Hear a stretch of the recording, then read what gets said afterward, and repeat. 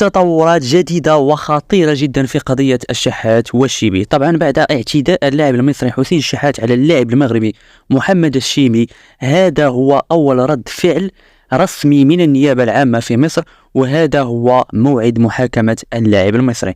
ولكن ليصل كل جديد نرجو الإعجاب بهذا الفيديو والاشتراك في القناة.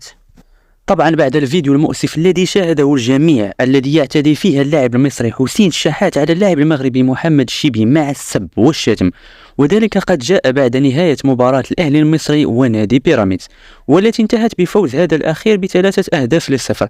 قد قام اللاعب المغربي محمد الشيبي بوضع شكوى لدى النيابة العامة في مصر، وصدمة كبيرة جدا، شيء لم يتوقع لا حسين الشحات ولا النادي الأهلي ولا حتى الإعلام المصري.